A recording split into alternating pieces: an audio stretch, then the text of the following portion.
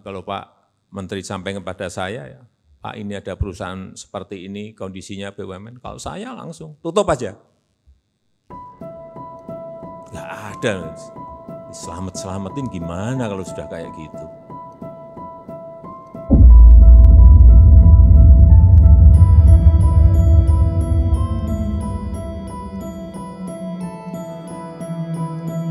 Bubarkan BUMN rugi. Presiden Joko Widodo sempat mengatakan pernyataan keras untuk membubarkan BUMN yang terus merugi. Menurutnya, banyak BUMN yang sudah menerima PMN alias penyertaan modal negara, kinerjanya justru tak kunjung membaik, malahan merugi. Beberapa tahun terakhir, kinerja perusahaan pelat merah memang tidak begitu kinclong, apalagi ditambah dampak pandemi COVID-19.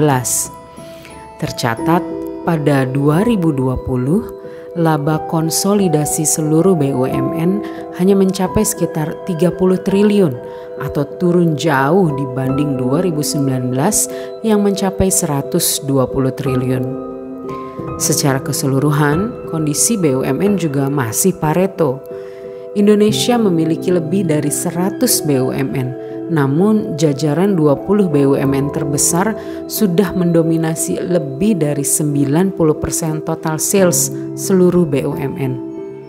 Dari sisi aset juga mendominasi lebih dari 70%. Artinya banyak BUMN yang tidak produktif, kurang piawai dalam mengelola asetnya, dan akhirnya kurang mampu mengenerate profit dengan optimal.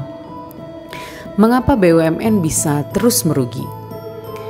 Merujuk pada Undang-Undang 19 tahun 2003 tentang BUMN disebutkan bahwa tugas BUMN bukan hanya sekedar melakukan fungsi komersial untuk mengejar profit, namun juga menjalankan fungsi Public Service Obligation atau PSO untuk kepentingan publik. Menjalankan dua tugas sekaligus yang terkadang tujuannya bisa saling kontradiktif tentu tidak mudah. Apalagi penugasan PSO yang mengharuskan beban finansialnya ditanggung langsung oleh BUMN tersebut. Undang-Undang BUMN menyatakan BUMN adalah perusahaan negara yang modalnya berasal dari kekayaan negara yang sudah dipisahkan. Sementara Undang-Undang Keuangan Negara menyebutkan BUMN adalah masuk dalam kategori kekayaan negara. Akibatnya, banyak direksi BUMN enggan melakukan aksi korporasi, misalnya melakukan ekspansi perusahaan karena takut menghadapi risiko kalau kemudian mengalami kerugian. Lalu bagaimana agar BUMN berdaya saing? Perusahaan milik negara juga tidak hidup dalam ruang hampa. Banyak stakeholder yang berusaha untuk mempengaruhinya dengan cara melakukan intervensi. Apabila pimpinan BUMN tidak cukup kuat menghadapi intervensi ini, maka kondisi kinerja perusahaan bisa menjadi taruhannya. Implementasi good corporate governance menjadi tantangan utama yang harus bisa dikerjakan dengan lugas. Salah satu cara yang bisa diusulkan adalah membuat fokus bisnis BUMN berorientasi komersial, dipisahkan dari fungsi pelayanan publik. Dengan fokus ini, maka BUMN bisa dipacu sepenuhnya sebagai entitas yang mengejar daya saing dan mengejar orientasi profit. Melakukan upaya menjadikan lebih banyak perusahaan negara menjadi public listed company atau TBK juga menjadi alternatif yang bagus.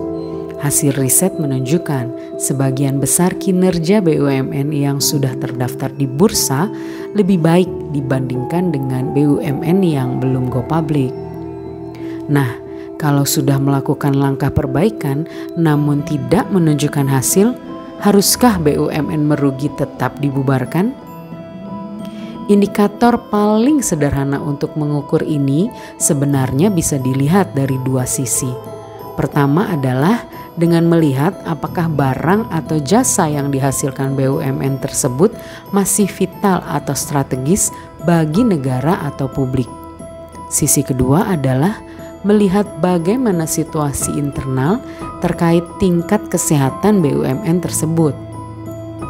BUMN perlu dibubarkan apabila perusahaan negara tersebut ada di kuadran di mana produk atau jasanya sudah tidak strategis alias sudah ada pengganti, dan kondisi internal keuangan perusahaan juga sudah tidak sehat karena merugi cukup dalam. Pernyataan keras Presiden soal pembubaran BUMN tentu harus menjadi cambuk buat pengelolaan kinerja yang lebih baik ke depan. Kita optimistis BUMN ideal masa depan yang menunjukkan karakter daya saing, agilitas, serta global mindset bisa terwujud. Kesempatan sudah diberikan untuk berkembang. Kita tunggu hasil terbaiknya. Semoga